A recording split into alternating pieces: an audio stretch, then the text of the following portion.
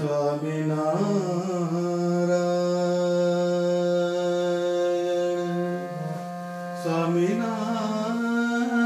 स्वामीनारायण स्वामीनारायण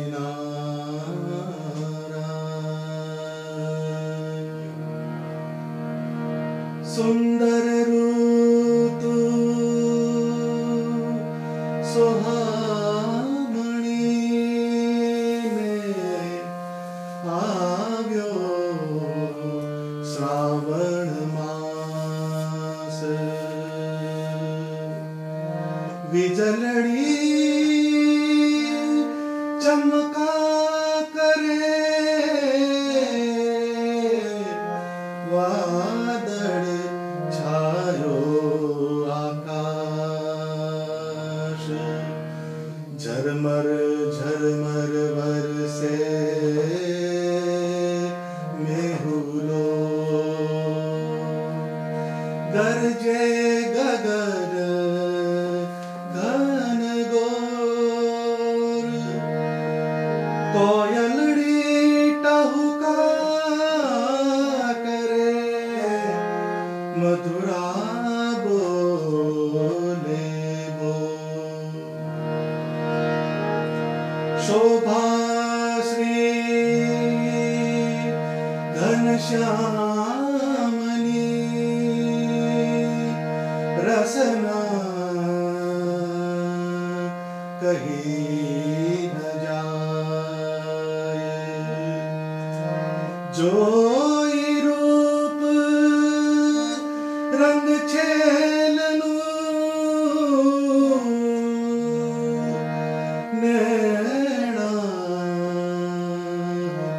द्रुपदन थाय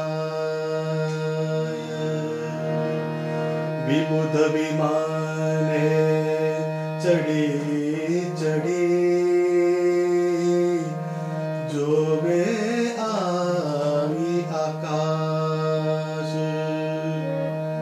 हिंडोळे झूले हरी हिंडोळे झूले हरी झुलावे निज दास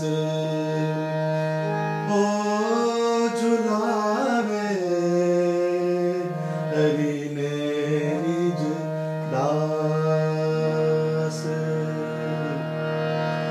हिंडोर नामे हो रे हिंडोर नामे झूलो झूलो महाराज हिंडोर नामे हो रे हिंडोर नामे झूलो झूलो महाराज छेल झुलाओ रतन हिंडोरे छेल झुलाओ रतन हिंडोरे सुफल करूं सब काज हिंडोर नामे हो रे हिंडोर नामे झूलो झूलो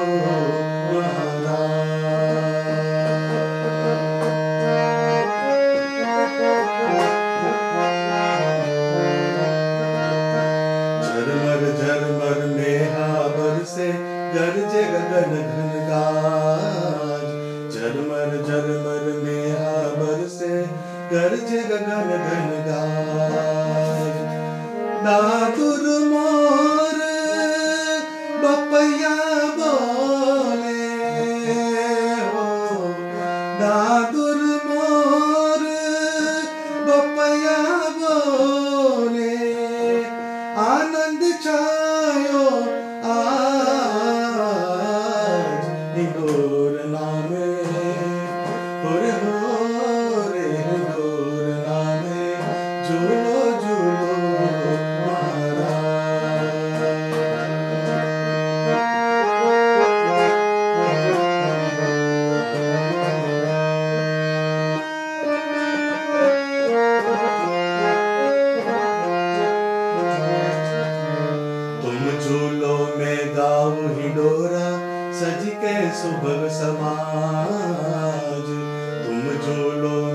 गाऊं हिडोरा सज के सुबह समाज थेई ताता तान मिलावो थेई ताता तान मिलावो बाजत ताल पखाज निडोर नामे ओरे बोरे निडोर नामे झूलो झूलो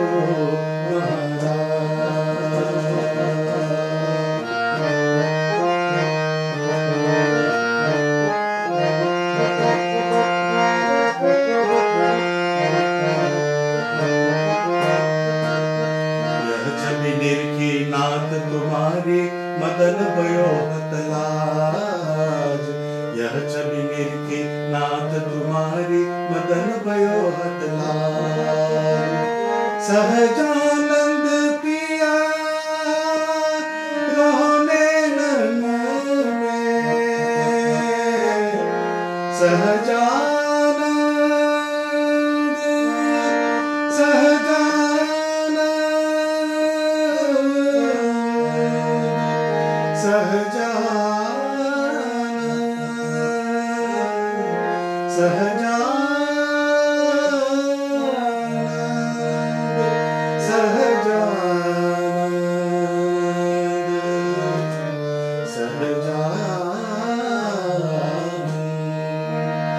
सहजानंद पिया रहोने नन में प्रेमानंद के शिरताज निडोर नामे होरे निडोर नामे झूलो झूलो महाराज झूलो झूलो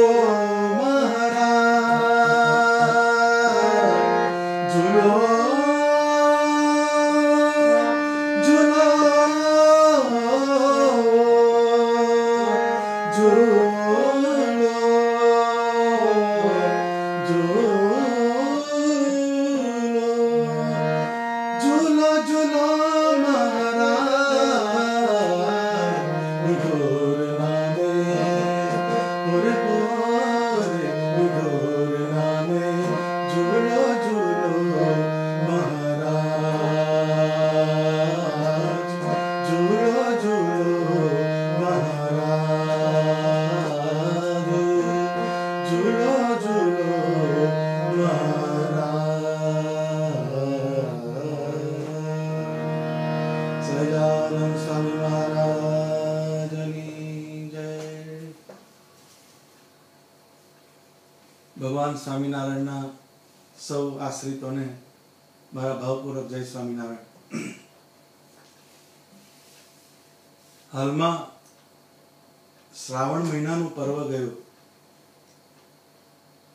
શ્રાવણ મહિનો એટલે ભક્તિનું પર્વ કહેવાય। શ્રાવણ મહિનો શરૂ થાય એટલે બધા જ જે મનુષ્ય હોય એમનામાં ભક્તિ સહેજે સહેજે તાજી થવા માંડે। ભક્તિ વધારે ને વધારે થતી જાય અને ભગવાન સંબંધી ક્રિયા સહેજે સહેજે વધવા લાગે। એ શ્રાવણ માસનું એક અજબનું પાસું છે।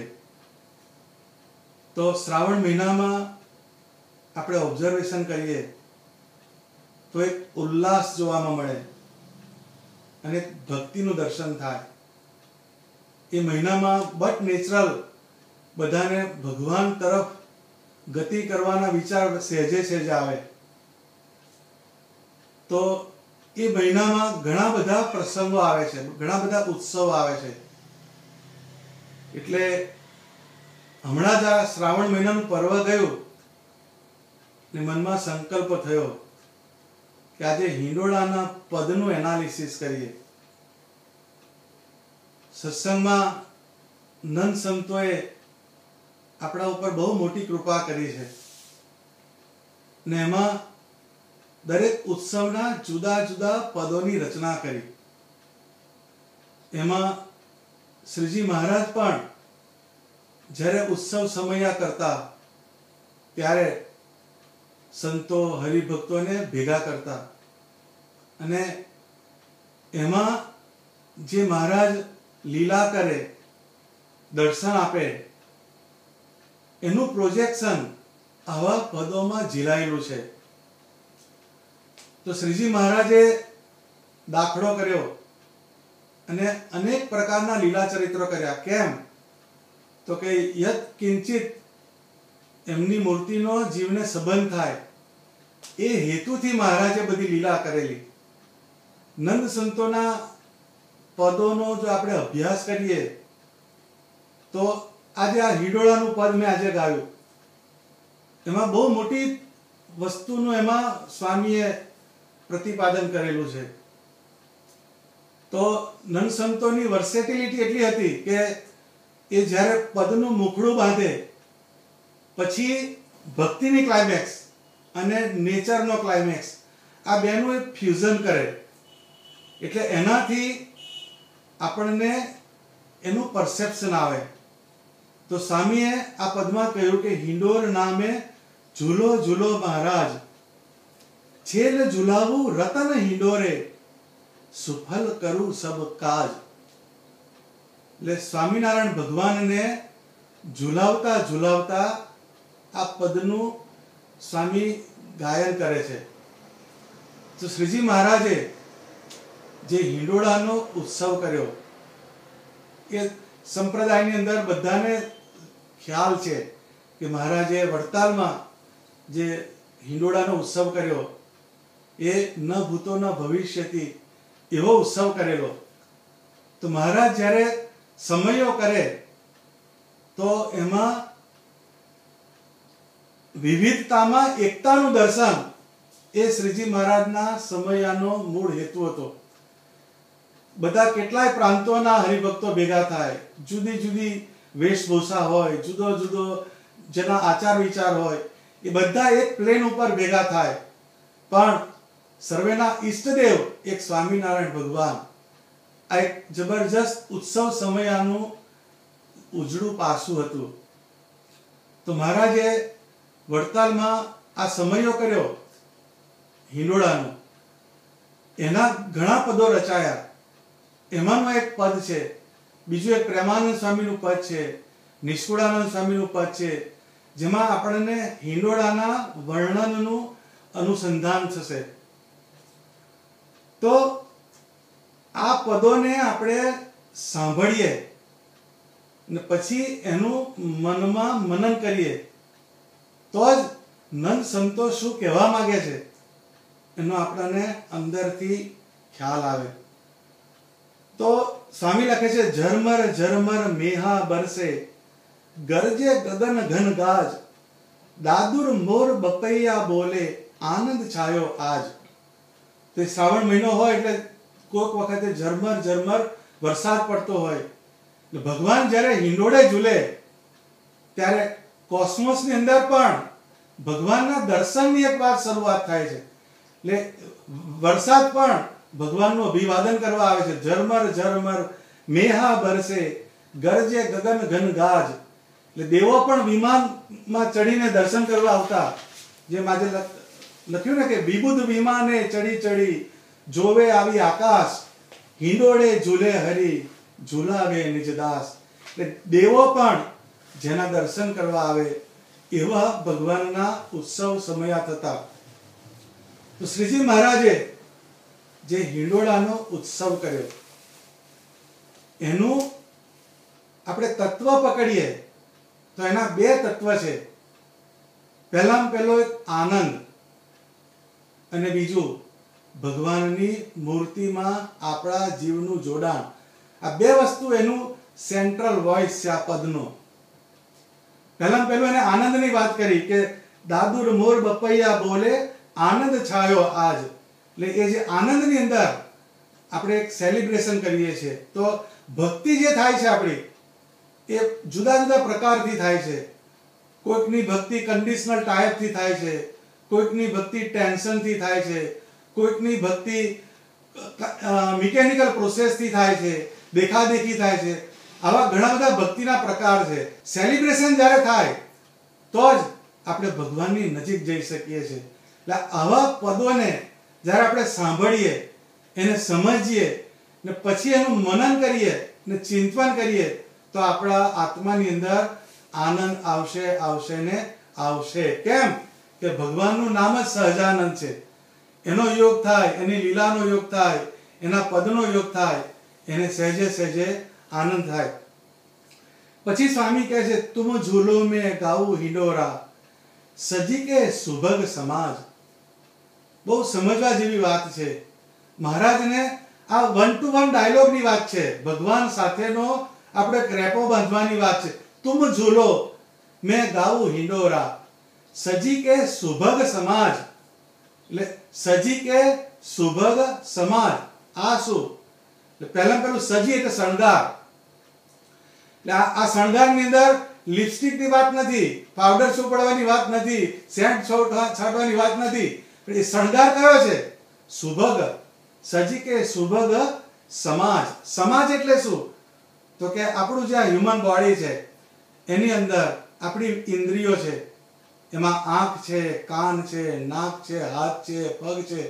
પછી એમાં અંતઃકરણ છે, મન છે, બુદ્ધિ છે, ચિત્ત છે, અહંકાર છે. આ બધી ઇન્ટરનલ ફેકલ્ટીઝ છે અને બહાર ઇન્દ્રિયોનો પ્રદેશ છે. તો આ જે આપણો સમાજ છે એને ડેકોરેટ કરવાની વાત કરે છે કે જ્યારે આપણે ભગવાનને પ્રાપ્ત કરવા માટે ભગવાન તરફ આપણે જ્યારે ગતિ કરીએ છીએ તો આપણી ઇન્દ્રિયોને પહેલી આપણે ડેકોરેટ કરવાની. ડેકોરેટ એટલે કે આપણી ઇન્દ્રિયોને ભગવાનમાં જોડવી, આપણી ઇન્દ્રિયોને ભગવાનનું અનુસંધાન કરવું, એનો શણગાર થયો. એને એ સમાજ જે છે આપણો, એ અંતઃકરણ અને ઇન્દ્રિયો, એને સજવું એટલે એના જે વિષયો છે, ઇન્દ્રિયોનો વિષય હોય, આંખનો વિષય છે રૂપ જોવાનો, કાનનો વિષય છે શબ્દ સાંભળવાનો, ત્વચાનો વિષય છે સ્પર્શ કરવાનો, જીભનો વિષય છે બોલવું કે જમવું, ખાવું. આ બધા જુદા જુદા ઇન્દ્રિયોના સબ્જેક્ટ્સ છે. એને પોતપોતાના વિષયમાંથી ખેંચીને ભગવાન તરફ ડાયવર્ટ કરવાનું. આટલી એક વાત છે, એ શણગાર થયો. જ્યારે એટલીસ્ટ ફોર એવર તો પોસિબલ નથી, પણ જ્યારે આપણે સત્સંગમાં જઈએ, ભગવાનના કીર્તન કરીએ, ત્યારે એટલો ટાઈમ પણ આપણી ઇન્દ્રિયોને, આપણા અંતઃકરણને એના રોજના ખોરાકમાંથી થોડીક વાર એને સ્કીપ કરીને એને ભગવાન સ્વામિનારાયણના સ્વરૂપની અંદર જે જોડવું, એનું નામ શણગાર. તો તુમ ઝૂલો મેં ગાવું હિંડોરા, સજી કે સુભગ સમાજ. થેઈ તાતા તાન મિલાવું, બાજત તાલ પખાજ. થેઈ તાતા તાન મિલાવું. થેઈ તાતા જે આવે છે એમાં એક નૃત્યની વાત આવે છે. તો જ્યારે આપણે ભગવાનના ગુણ ગઈએ તો આપણા જે રોમ જે છે એની અંદર રોમાંચ થવો જોઈએ, એની અંદર હર્ષ થવો જોઈએ, એની અંદર ઉલ્લાસ થવો જોઈએ, એની અંદર આનંદ થવો જોઈએ. ઘણાને આપણે જોઈએ તો ધૂનની અંદર બેઠા હોય તો એને 10 દિવસની ખાટી છાશ પીધી હોય એવા જ બેઠા હોય, એના ફેશિયલ એક્સપ્રેશન પર કોઈ ચેન્જ ના આવે. કેમ કે એની બધું અંદર કટાઈ ગયેલું છે. એટલે આપણી જે ફેકલ્ટીઝ છે એને ચાર્જ કરવાની પ્રોસેસ છે. કેમ કે આપણે ભગવાનનો સંબંધ કરવા માટે ભગવાનના કીર્તન બોલીએ છીએ તો અંદરની જે આપણી ફેકલ્ટીઝ છે એ ચાર્જ હોવી જોઈએ, એલર્ટ હોવી જોઈએ. તો એ થેઈ તાતા એ એની અંદર એક રિજોઇસમેન્ટની વાત છે, સેલિબ્રેશનની વાત છે. પછી તાન મિલાવું. તાન એટલે શું? જેમ બે સાજિંદા હોય, એક તબલા વગાડતા હોય અને એક સ્લરનું ઇન્સ્ટ્રુમેન્ટ વગાડતા હોય, તો પેલા સૂરને ફિટ કરે છે અને તબલાવાળો એના રિધમના ઇન્સ્ટ્રુમેન્ટને સેટ કરે છે. એ બેની અંદર જો હાર્મની ના હોય તો બેસુરું સંગીત થઈ જાય. એવી રીતના આપણા જીવનની અંદર એક ભગવાનની આજ્ઞા અને બીજી ઉપાસના, આ બે વસ્તુ જો સેટ ના થઈ હોય તો ભક્તિના પ્રદેશમાં ગમે એટલું આપણે ફરીએ તો એ થેઈ તાતા કોઈ દિવસ થવાનું નથી. કેમ કે આ બે વસ્તુનો લોપ થયો, એક ભગવાનની આજ્ઞા અને બીજી ઉપાસના. આ બે ઉપર આપણો કેમેરો ફોકસ હોય અને પછી સત્સંગ કરીએ, પછી ભગવાનનું ભજન કરીએ તો એનાથી આપણામાં એક જુદું બળ આવશે અને જુદી પ્રેરણા આવશે. બાજત તાલ પખાજ. આટલી બે વસ્તુ, એક આજ્ઞા અને ઉપાસના, આ બે દ્રઢ હશે પછી બીજી બધી વસ્તુની હાર્મોની ગોઠવાશે. ધર્મ છે, ભક્તિ છે, જ્ઞાન છે, વૈરાગ્ય છે, એનો જે સાજ એ ઓટોમેટિકલી એની સાથે સિંક્રોનાઇઝ થવા માંડશે. અને એ સિંક્રોનાઇઝ થશે પછી આપણું જીવ ભગવાન સ્વામિનારાયણના આકારને વિશે જોડાય. પછી છેલ્લે સ્વામી એક બહુ સરસ વાત કહે છે, યહ છબી નિરખી નાથ તુમારી મદન ભયો હત લાજ. એટલે સ્વામિનારાયણ ભગવાનને કહે છે કે આ તમારી જે મૂર્તિ જે છે એને જોઈને મદન ભયો હત લાજ. મદન એટલે કામદેવ. રૂપાળામાં રૂપાળું આ વર્લ્ડની અંદર હોય તો એ કામદેવ, એની આગળ કોઈ રૂપાળું નહીં.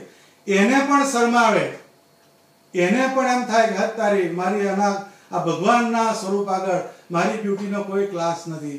એ સ્વામિનારાયણ ભગવાન, એમનો જે આકાર, એનું એ જે રૂપ એવું હતું કે એનાથી મદન એટલે કામને પણ એમ થયું કે મારી સુંદરતા ભગવાન આગળ બેકાર છે, નિષ્ફળ છે. એવા સ્વામિનારાયણ ભગવાન છે. એવા ભગવાન, એમાં આપણને પ્રેમ થતો નથી. મેગ્નેટ પાવરફુલ છે પણ સામે લોખંડ જોઈએ તો જ પાવરફુલ મેગ્નેટ પાસે એ આકર્ષાય. પણ લાકડાનો બ્લોક હોય તો પાવરફુલ મેગ્નેટ હોય તો એના તરફ એટ્રેક્ટ થવાનું નથી.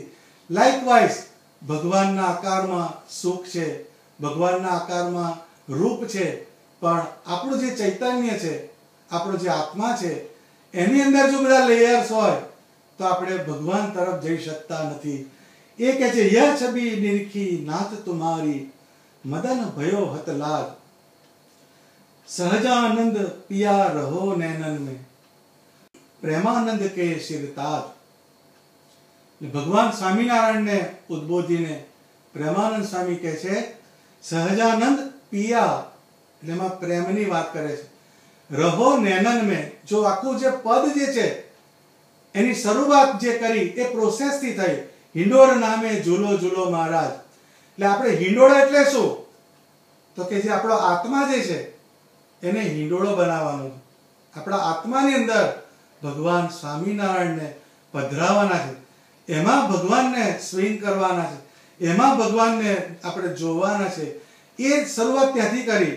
પછી એને જોગ્રાફીની વસ્તુ બતાવી, પછી ભગવાન સાથેનું કન્ડિશન બતાવી, અને છેલ્લે એનું કન્ક્લુઝન માર્યું કે સહજાનંદ પિયા રહો નૈનન में. મારી જે આંખ છે ત્યાં આગળ હે ભગવાન તમારી જે મૂર્તિ છે એ સદા મારી આંખ સામે રહો. પ્રેમાનંદ કે શિર તાજ. જેમ શિર તાજ એટલે તાજ એટલે મુગટ, જેમ માથા ઉપર મુગટ હોય એમ મારા આત્માને શોભાવનારા એકમાત્ર તમે છો. તો સ્વામિનારાયણ ભગવાન એમણે આ જે વર્ણન કર્યું પ્રેમાનંદ સ્વામીએ, એ હિંડોળાનું પદ, એની એક રચના તમને ગઈ સંભળાવી. એવી જ રચના બીજી પ્રેમાનંદ સ્વામીની કરેલી છે. પણ આ બધાની અંદર જુદા જુદા વર્ણન કરેલા છે. એ પહેલું જે મેં પદ તમને સંભળાવ્યું એ સારંગ રાગમાં ગાયેલું છે. એ ધન સંતોના આ પદો, એની સાથે રાગ અને બધી વસ્તુનો એમને અનુસંધાન કરેલું છે. બીજું એક પદ છે એ પ્રેમાનંદ સ્વામીનું જ છે, પણ એ બહાર રાગમાં કમ્પોઝ કરેલું છે. પણ થોડી તમને એની ઝલક બતાવું. આજે મારે એક હિંડોળો, એનું શું મહત્વ? હિંડોળો આવે એટલે એક આપણા માનસ પટ ઉપર બહુ જુદી જુદી જુદી વસ્તુ આવી જાય કે કોઈ કે ચોકલેટના હિંડોળા કરે છે, કોઈ ફ્રૂટના હિંડોળા કરે છે, ડ્રાય ફ્રૂટ્સના હિંડોળા કરે છે. આ બધા ઓબ્જેક્ટ્સ એનાથી હિંડોળાને શણગારે છે. એની અંદર બધાની જુદી જુદી ભાવના છે, પણ દરેકનું સેન્ટર પોઈન્ટ કયું છે? તો કે ભગવાન સ્વામિનારાયણનો આકાર.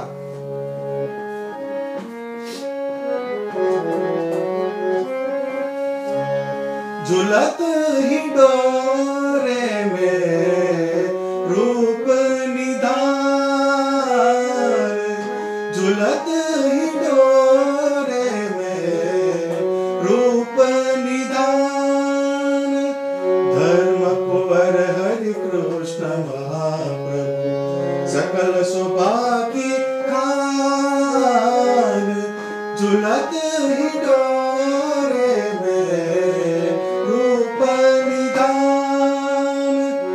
વિશ્વકર્મા રચ્યો સરસ હિંડોરો સકલ ચાતુરી આન હીરા માણેક રત્ન ખચિત બહુ હીરા માણેક રત્ન ખચિત બહુ ફરકત કનક નિશાન ઝુલત હિંડોરે મેં રૂપ નિધાન પ્રેમ મગન હોઈ ગાવત ઝુલાવત મુનિવર પરમ વિજ્ઞાન પ્રેમ મગન હોઈ ગાવત ઝુલાવત મુનિવર પરમ વિજ્ઞાન પ્રેમાનંદ ઘન શ્યામનાથ છબી પ્રેમાનંદ ઘન શ્યામનાથ છબી નિરખી હોત ગુલતાન ઝુલત હિંડોરે મેં રૂપ નિધાન ઝુલત હિંડોરે મેં રૂપ નિધાન વિશ્વકર્મા રચ્યો સરસ હિંડોરો સકલ ચાતુરી આન વિશ્વકર્મા એટલે નોટ નેસેસરી કે વિશ્વકર્મા પણ આ 12 બારણાનો હિંડોળો એ નિષ્કુળાનંદ સ્વામીએ રચ્યો હતો એની રચના નિષ્કુળાનંદ સ્વામીએ કરી હતી એ હિંડોળો નિષ્કુળાનંદ સ્વામીએ બનાવ્યો અને પછી એ જ્ઞાનબાગમાં 2 આંબા જે છે તેની ડાળે એ હિંડોળો બાંધ્યો અને મહારાજને વિનંતી કરીને હિંડોળામાં પધરાવ્યા એટલે વિશ્વકર્મા ને નિષ્કુળાનંદ સ્વામી સુથાર હતા એટલે વિશ્વકર્માનો કોન્ટેક્ટ રેફરન્સ ત્યાં જાય છે વિશ્વકર્મા રચ્યો સરસ હિંડોરો સકલ ચાતુરી આન એમની જેટલી બુદ્ધિ હશે એમની જેટલી નિષ્ઠા હશે એમનો જેટલો પ્રેમ હશે એ હિંડોળો બનાવવામાં એમને ઠાલવ્યો હીરા માણિક રત્ન ખચિત બહુ ફરકત કનક નિશાન એટલે સોનાના ગુરડા ધરાવ્યા હતા એ બધા એનો વર્ણન કરેલા છે શાસ્ત્રોમાં એનું વર્ણન કર્યું પછી પ્રેમ મગન હોઈ ગાવત ઝુલાવત મુનિવર પરમ વિજ્ઞાન અગત્યનો શબ્દ આ છે કે ભગવાનને ગાયને જે ઝુલાવીએ છે એની અંદર શું આવે છે કે મુનિવર પરમ વિજ્ઞાન જેને જ્ઞાન થયું અને પછી વિજ્ઞાન થયું એ વ્યક્તિ એ ભગવાનને પામવાના ટ્રેક ઉપર જઈ શકે છે મુનિવર પરમ વિજ્ઞાન એટલે શું કે જ્યારે આપણી વૃત્તિઓ આપણી બુદ્ધિ એ જ્યારે આ જગતના દેહના પદાર્થમાંથી છૂટીને આત્મામાં સ્થિર થાય ને આત્મામાં સ્થિર થઈને પરમાત્માના સ્વરૂપમાં જ્યારે સ્થિર થાય ત્યારે વિજ્ઞાન થયું કહેવાય જેને વિજ્ઞાન થયું એ વ્યક્તિ ભગવાન જે લીલા કરી હોય એ જગ્યાએ જાય અને પછી આવા જે પદો હોય એનો ડેટા કલેક્ટ કરે અને પછી એ સ્થાનમાં જઈને જ્યારે આપણે બેસીએ દર્શન કરીએ ત્યારે આપણને એ સ્થાનનો અનુભવ થાય તો મહારાજે આવા પાવરફુલ મેગ્નેટ્સ મૂકેલા છે પણ અનફોર્ચ્યુનેટલી આપણે એબ્સન્ટ માઇન્ડેડ ત્યાં દર્શન કરીને 50-100 પ્રદક્ષિણા ફરીને આવી જઈએ છીએ આપણે એનાથી બીજબળ થાય છે નો ડાઉટ પણ એ જે લીલા સ્થાન એમાં જે ભગવાને જે ઐશ્વર્ય મૂક્યું હોય જે એની અંદર ઓરા હોય એનો આપણને ફાયદો થતો નથી એક વખતે સલમાન રશ્દીનું બધાએ નામ સાંભળ્યું હશે ધ સેતાનિક વર્સિસ એવી જેને બુક લખી એ વર્લ્ડ ફેમસ બુક બની એ વ્યક્તિને જેણે સ્પિરિચ્યુઆલિટીમાં આગળ લાવ્યો એનો પ્રોફેટ એનો ગુરુ એ જ્ઞાનબાગમાં આવેલો એટલે એણે જ્ઞાનબાગમાં બધે દર્શન કર્યા પછી દર્શન કરતા કરતા એ મહારાજે જ્યાં હિંડોળે ઝૂલેલા 12 બારણે ઝૂલીને 12 સ્વરૂપે દર્શન દીધેલા એ જગ્યાએ માણસ ગયા તો એને એક બહુ સરસ સ્ટેટમેન્ટ કર્યું કે यहाँ मुझे कुछ अलग सा महसूस होता है એટલે એને ડિવિનિટીનો અહેસાસ થયો જે વ્યક્તિને આપણા સત્સંગની એબીસીડી ખ્યાલ નથી જેને સત્સંગ શું એ ખ્યાલ નથી ભક્ત ચિંતામણી શું એ ખ્યાલ નથી પરંતુ એ જે જગ્યા એ હિંડોળાવાળી છત્રી ત્યાં આગળ જ્યારે એને મસ્તક નમાયું ત્યારે એને કઈ દિવ્ય ફિલિંગ થઈ એ આપણા બધા સ્થાન છે. આવું એક સ્થાન નથી, આવા તો ઘણા બધા સ્થાન છે. પરંતુ એ સ્થાનનો બેનિફિટ લેવો હોય તો આવા જે પદો એ જે નંદ સંતોએ લખેલા છે એના જે ડેટા હોય એને પહેલા કલેક્ટ કરવા પડે. એ ડેટા કલેક્શન કરીને, એનો વંચન કરીને, એનું મનન કરીને, ગુજરાતીમાં વાંચતા ના આવડતું હોય તો આપણા પેરેન્ટ્સ પાસેથી પણ કે મહારાજે અહીંયા શું લીલા કરી, અહીંયા શું લીલા કરી, એવા 2-4 વસ્તુ, નોટ નેસેસરી કે બધી જ વસ્તુ લઈ લો, પણ જ્યારે ઇન્ડિયામાં આવો ત્યારે 2-3 સ્થાનના લીલા ચરિત્રોના આવા કંઈક રેફરન્સને આપણે લઈએ ને પછી એનું અનુસંધાન કરીને એ જગ્યાએ જ્યારે જઈએ પછી ત્યાં એક સ્થિર ચિત્તે બેસવાનું. પહેલું દેહને સ્થિર કરવાનું, પછી આપણું અંદર મન છે એને સ્થિર કરવાનું, પછી એની અંદર આપણી એક બુદ્ધિ જે છે એને સ્થિર કરવાની. બુદ્ધિને ક્યાં સ્થિર કરવાની? કે અત્યારે મારું માઇન્ડ જે છે એને ભગવાનના લીલા ચરિત્રોમાં સ્થિર કર્યું છે. તો આ લીલા ચરિત્રનું પરસેપ્શન જો મને આ સ્થાનમાં થશે તો I will get sum energy અને હું અહીંયાથી ચાર્જ થઈને ઊભો થઈશ. એવી બુદ્ધિની અંદર એક ઇનપુટ મૂકવાનો. પછી ચિત્તની અંદર એ જે લીલા ચરિત્ર આપણે સાંભળ્યું હોય એનું ચિંતન આપણે કરતા કરતા એ જગ્યામાં બેસીને ઊંડા શ્વાસ ભરીને સ્વામિનારાયણ મંત્ર અને આ જે લીલા ચરિત્રનો જે કંઈ આપણે અભ્યાસ કર્યો હોય એને આપણે પકડીએ અને પછી જો એ સ્થાનના દર્શન કરીએ તો આપણને એ સ્થાનનું બેનિફિટ મળે જ. પણ આપણી દુર્ભાગ્યતા એ છે કે આપણને ભગવાનના સ્થાનમાં દર્શન કરતા આવડતું નથી. આર્ટ ઓફ લિવિંગ શીખવા જઈએ છે પણ આ રિયલ આર્ટ ઓફ લિવિંગ છે એ આપણને ખ્યાલ નથી. એ કયું છે? આર્ટ ઓફ સત્સંગ છે. તો જે જગ્યા છે, ગઢડા જઈએ, વડતાલ જઈએ, અમદાવાદ જઈએ, ધોલેરા જઈએ, જુનાગઢ જઈએ, ભુજ જઈએ, જે સ્થાનમાં જઈએ, પણ ખાલી ફોલ્ડર થઈ જવાનું નહીં. આપણા ફોલ્ડરની અંદર કંઈ પણ ડેટા એની અંદર મૂકીને એ સ્થાનમાં જો આપણે જઈશું તો આપણને એ સ્થાનનો બેનિફિટ મળશે. તો ભગવાનનું જે સ્વરૂપ એ કેવું હતું?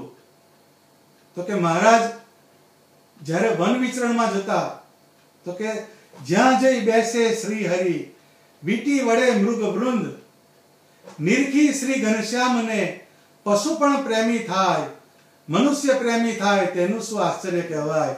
ભગવાન એમ કે વન વિચરણમાં જ્યારે જતા તો એમને જોઈને પશુઓને પણ આકર્ષણ થતું અને એની ચારે બાજુ વીંટળાઈ વળતા. તો કે નિરખી શ્રી ઘનશ્યામને, પશુ પણ પ્રેમી થાય, મનુષ્ય પ્રેમી થાય, તેનું શું આશ્ચર્ય કહેવાય. તો શ્રીજી મહારાજના સમયમાં દાદા ખાચરના દરબારમાં એક વખતે વાછડા નાથવાના હતા. 16 જેટલા વાછડા હતા અને બહુ પાવરફુલ વાછડા, એ ગાંઠે નહીં કોઈને, એને નાથવાના હતા વાછડના. તો બહુ કોલાહલ શરૂ થયો એટલે મહારાજ દરબારમાંથી બહાર આવ્યા અને પૂછ્યું કે આ કોલાહલ શેનો છે? તો કે મહારાજ કે આ વાછડા જે છે એ નાથવા દેતા નથી એમ કે. તો કે ચાલો કે હું આવું. એટલે શ્રીજી મહારાજ દરબાર ગઢમાંથી નીચે ઉતર્યા અને જ્યાં 16 વાછડા હતા જે તોફાન મસ્તી કરતા હતા ત્યાં આગળ જઈને મહારાજ ઊભા રહી ગયા. મહારાજ ઊભા રહ્યા એવા વન બાય વન બધા વાછડા સ્ટેડી થઈ ગયા અને પછી એક વાછડાને નાથ્યો. આપણા સંપ્રદાયનો ઇતિહાસ બોલે છે. ભગવાન સ્વામિનારાયણને જોઈને પશુમાં પણ આટલું ચૈતન્ય આવે છે, પણ આ 2 પગવાળા પશુમાં કશું થતું નથી. કેટલાય વખત દર્શન કર્યા આપણે, કેટલી માનસી પૂજા કરી, કેટલાય ધ્યાનના પદ બોલીએ છે, પણ આ પશુની અંદર કશું થતું નથી. કેમ નથી થતું? તો કે આપણા અંતઃકરણમાં અને આપણા જીવમાં કંઈક ખામી રહી જાય છે. એ ખામી કઈ? તો કે ભગવાનનું જે અનુસંધાન એને કરાવનારા શબ્દો અને બીજું એનું જે અનુસંધાન જેણે કર્યું એને એ સ્થાન, આ બેને જો આપણે પકડીએ. હવે આપણી સામે શ્રીજી મહારાજ આવીને ઊભા રહેવાના નથી. જેમ પેલા વાછડા તો ફોર્ચ્યુનેટ હતા કે મહારાજ એ વખતે હાજર હતા, પણ આપણી પાસે એ વસ્તુ હવે શક્ય નથી. આપણી પાસે કઈ વસ્તુ રહી મૂડી? તો કે નંદ સંતોએ જે ડિસ્ક્રિપ્શન કર્યા, જે પદોની રચના કરી, that is lying with us. એ ઇન્ટેક્ટ, એ બધી વસ્તુ બહુ એકદમ લાર્જ સ્કેલની અંદર પડેલું છે, પણ અનફોર્ચ્યુનેટલી આપણે એનો ઉપયોગ કરી શકતા નથી. એટલે એ જે સંતોએ શબ્દ લખ્યા, એ શબ્દોનો ઉપયોગ આપણે એ સ્થાનમાં જઈને એ શબ્દને રિકલેક્ટ કરવાના. કેમ કે સાયન્સ એવું કહે છે કે કોઈ પણ વસ્તુનો નાશ નથી થતો, એ બધી વસ્તુ એકથી બીજામાં ટ્રાન્સફોર્મ થાય છે. Nothing is destroyed. એવી રીતના જે શબ્દો જ્યારે જ્યારે બોલાયા હોય, જ્યારે જે લીલા થઈ હોય, એના વાઇબ્રેશન્સ એ તે સ્થાનમાં ઘૂમતા હોય છે. સવાલ માત્ર આપણે એ વાઇબ્રેશન્સને કેચ કરીને આપણે એ સ્થાનમાં જઈને આપણે ભગવાનની મૂર્તિનું અનુસંધાન કરવું એ આપણે અગત્યતા છે. તો આજે જે આપણે આ હિંડોળાનું પદ એણે સાંભળ્યું, એનું થોડુંક રસ દર્શન જોયું, એમાંથી એક વસ્તુ કઈ પકડવાની, તો કે નંદ સંતોના પદનું કન્ક્લુઝન ક્યાં આવીને ઊભું રહે, તો કે મૂર્તિ આગળ આવીને ઊભું રહે. જો તમે પહેલું પદ ગાયું તો કે યહ છબી નિરખી નાથ તુમારી મદન ભયો હતલાદ સહજાનંદ પિયા રહો નૈનન में પ્રેમાનંદ કે સિરતાજ. નર્યું મ્યુઝિકનું એમ્યુઝમેન્ટ નથી, ડિલાઇટમેન્ટ નથી, પરંતુ એને આપણે ડિલાઇટ થઈને પરમાત્માના સ્વરૂપમાં એનલાઇટન થવાની આ એક પ્રોસેસ છે.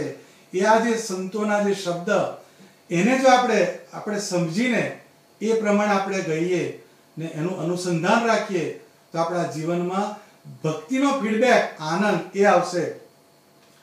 તો શ્રીજી મહારાજના સ્વરૂપમાં ઘણી ઘણી ખૂબીઓ હતી. એનું એક અંગ જો પકડાઈ જાય તો પણ it is more than enough. મહારાજ એક વખતે દાદા ખાચરને પરણાવવા જતા હતા, તો એ હરિલીલામૃતમાં એના 3 પ્રકરણ લખાયા છે, 3 થી 4 અધ્યાય છે. બહુ લાંબુ એનું વર્ણન કરેલું છે. પણ મહારાજ જાતે દાદા ખાચરને પરણાવવા ગયેલા અને બહુ લાંબી જાન હતી. એટલે શ્રીજી મહારાજે એક ડેસ્ટિનેશન તરફ જવાનું હશે, એટલે એ ગામ કેટલું દૂર છે એ મહારાજને જોવું હતું. એટલે ત્યાં આગળ એક ટેકરી આવી, ત્યાં એક આહિર એના ઘેટા બકરાને ચારતો હતો. ને મહારાજ ધીરે ધીરે પાર્ષદ સાથે ત્યાં ગયા અને આહિરને વાત કરી કે અલા ભાઈ, મારે આ ગામ કેટલું દૂર છે જરા જોવું છે. તો પાસે પથ્થરની શિલા હશે, પણ એ સહેજ ઊંચી હતી. તો કે મહારાજ કે મારા ખભે પગ મૂકો કે છે. એટલે શ્રીજી મહારાજે એ આહિરના ખભે પગ મૂક્યો ને પછી બીજો એક હાથનો સપોર્ટ કર્યો એના માથા ઉપર. એટલે માથાના ઉપર સપોર્ટ કર્યો એટલે મહારાજે નીચે જોયું. એટલે એ જે આહિરે મહારાજના મુખારવિંદ તરફ જોયું, એટલે આહિરની આંખ અને શ્રીજી મહારાજની આંખ બે એક થઈ ગઈ. એ આંખનું એને જે દર્શન થયું, એ આંખ એને ભૂલાય નહીં. કાયમ ઓફ એન્ડ ઓન ગમે ત્યારે એને એ આંખ દેખાય, એ આંખ દેખાય. પછી જ્યારે એના દેહનો અંત સમય આવ્યો ત્યારે એને અંદરથી એક વસ્તુ યાદ આવી કે બધું ખરું કે છે કે ભગવાન સ્વામિનારાયણ જેવી કોઈની આંખ નહીં, બીજા બધાના કોળા કે છે, એના જેવી કોઈની આંખ નહીં, સ્વામિનારાયણ જેવી કોઈની આંખ નહીં. એ આંખ એને યાદ આવી. એ આંખની અંદરથી ભગવાન સ્વામિનારાયણનો આકાર પ્રગટ થયો અને એ જે ભરવાડ હતો એ ભગવાનના ધામને પહોંચ્યો. આટલું તો ભગવાનના એક અંગની અંદર તાકાત છે. તો આખી મૂર્તિ જે છે એનું અનુસંધાન કરીએ તો આપણા જીવનમાં શું પરિવર્તન ના આવે. તો દરેક ઉત્સવ, કથા વાર્તા કે કોઈ પણ જગ્યાએ આપણે જઈએ, પણ એમાંથી એનું કન્ક્લુઝન માત્ર ને માત્ર સ્વામિનારાયણ ભગવાનના સ્વરૂપમાં આપણી સ્થિતિ થવી જોઈએ, એ એનું કન્ક્લુઝન હોવું જોઈએ. એટલે શ્રાવણ મહિનો જ્યારે આવે ત્યારે શ્રાવણ મહિનાની અંદર આપણે શું કરવું, એની અંદર ઘણું બધું અજ્ઞાન પ્રવર્તે બધાને. શ્રાવણ મહિનો આવે એટલે પહેલામાં પહેલી આપણો આખું જે ભક્તિ છે બેલી ઓરિએન્ટેડ.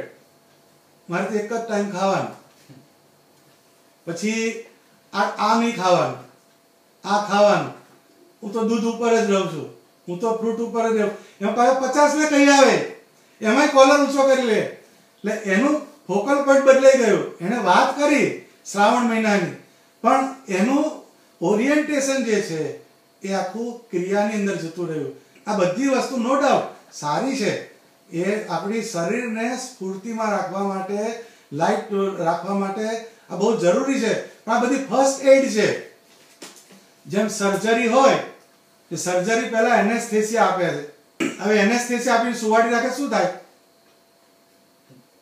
બધાને ખબર છે કે એનેસ્થેસિયા રાખે આપીને સુવાડી રાખે તો એ પેશન્ટ જતો રહે, ક્યાં ખબર પણ ના પડે.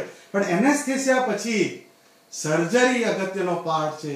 લાઇકવાઇઝ આ શ્રાવણ મહિનો, એની અંદર આપણે શરીર ઇન્દ્રિયોને માટેના જે પણ આપણે વ્રત કરતા હોઈએ, આ બધી નેસેસરી વસ્તુ છે, પણ સફિશિયન્ટ નથી. સફિશિયન્ટ કયું? તો કે ગમે તમે કર્યું, પણ ભગવાન સ્વામિનારાયણના સ્વરૂપમાં તમે કેટલા જોડાયા, ધેટ ઇઝ મોર ઇમ્પોર્ટન્ટ. એવી રીતના જેમ પેલું એનેસ્થેસિયા કેમ આપ્યો? તો કે પેલું એનેસ્થેસિયા જો ના આપે તો પેલો કાતર મૂકવા જ ના દે, પેલો તરત બરાડા પડે. એમ આ બધી વસ્તુ એનેસ્થેસિયા જેવી છે. વ્રત પાલન છે, ધર્મ પાલન છે, આ બધું એનેસ્થેસિયા છે. કયું? કે તમને ભગવાનમાં જવાનું સરળતા કરી આપે. પણ એ સફિશિયન્ટ નથી. સર્જરી નથી. સર્જરી કઈ? કે સ્વામિનારાયણ ભગવાનના સ્વરૂપમાં યત્કિંચિત આપણો જીવ જોડાય, એ બહુ અગત્યની વાત છે. એટલે શ્રાવણ મહિનો આવે એટલે બધાને, આ મેં પહેલા કીધું એ બધું જ તમને બધા ગોખાવશે. પણ કોઈ એમ નહીં કે શ્રાવણ મહિનો આવે એટલે મારે 5 માનસી પૂજા કરવી છે, ભગવાન સ્વામિનારાયણનું ધ્યાન કરતા શીખવું છે. આ બાજુ કોઈ જતું નથી. કેમ? કે માનસી પૂજા અને બીજું ધ્યાન. માનસી પૂજાને મન સાથે સંબંધ છે અને ધ્યાનને આત્મા સાથે સંબંધ છે. વેરેસ ઇન્દ્રિયો છે, દેહ છે, એને ભક્તિ સાથે સંબંધ છે.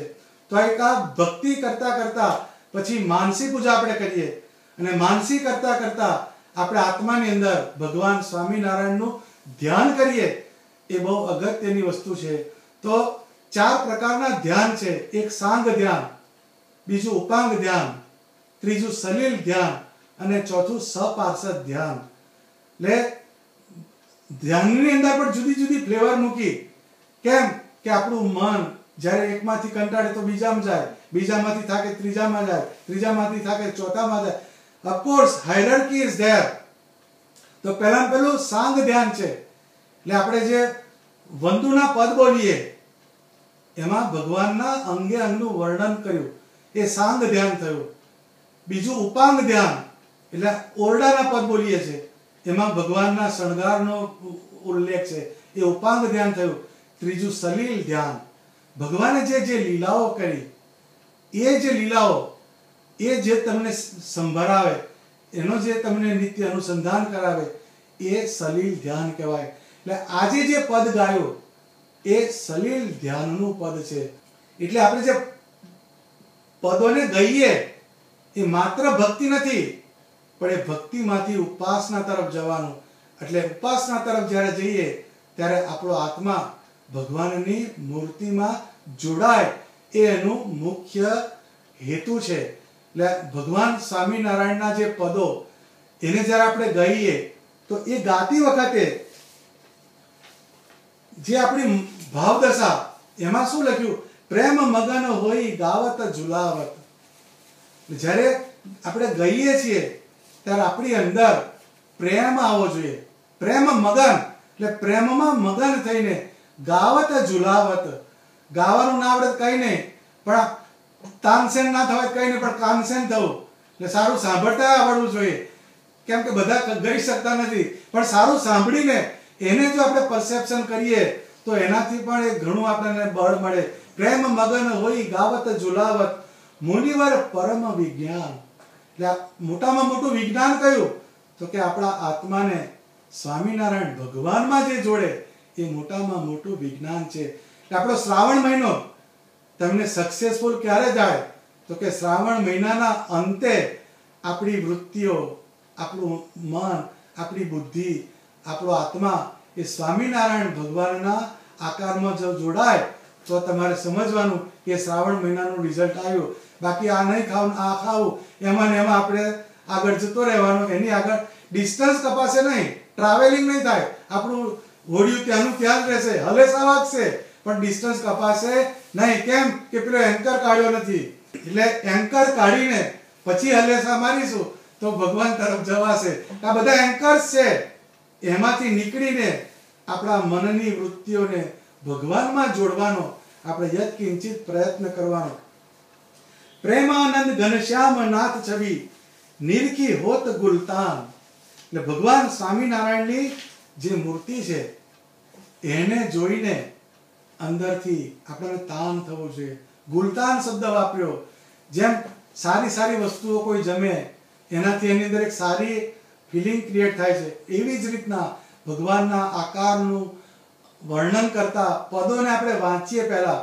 પેલો વાંચવાથી જ આપણી શોર્ટ સર્કિટ, વાંચવાનું જ નહીં.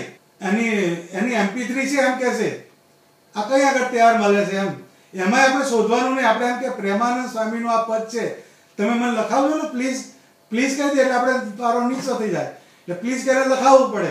એટલે આપણે રેફરન્સ માટે પણ રેડી નથી. બીજે જ્યાં જ્યાં આપણે જગતના ફિલ્ડમાં જઈએ છીએ ત્યાં બધે રેફરન્સ આપણે લઈ લઈએ.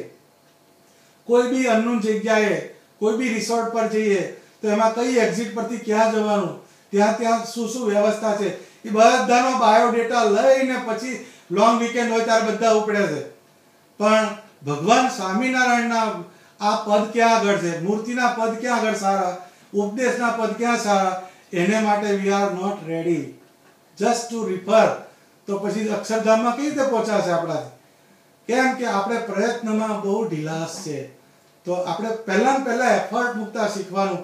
અને નંદ સંતોના જે મૂર્તિના વર્ણન કરતા હોય, ઉત્સવના વર્ણન કરતા હોય, એમના કોઈ બી ઉત્સવને આપણે જોઈએ તો ઉત્સવની અંદર સ્વામિનારાયણ ભગવાનના આકારનું વર્ણન આવે જ.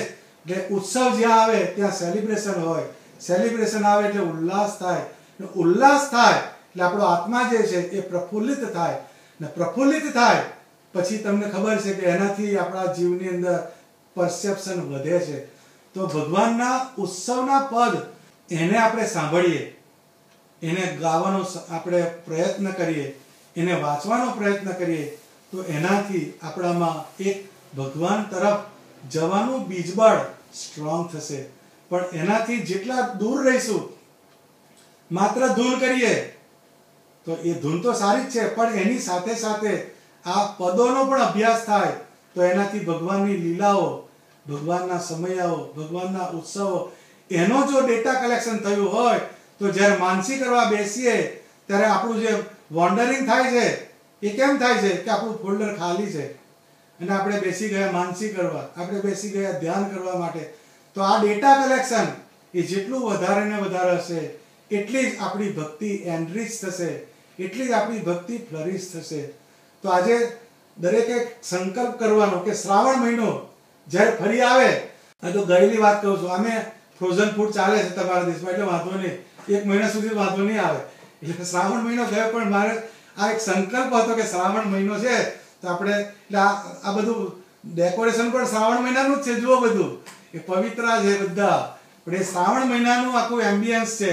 એટલે જે પ્રેમાનંદ સ્વામીનું આ પદ, હિંડોર નામે ઝૂલો ઝૂલો મહારાજ, એને આપણે ગાતા જવાનું અને એની ભગવાનની મૂર્તિ અને ભગવાનની લીલા એને આપણે આત્મસાત કરતા જવાનું.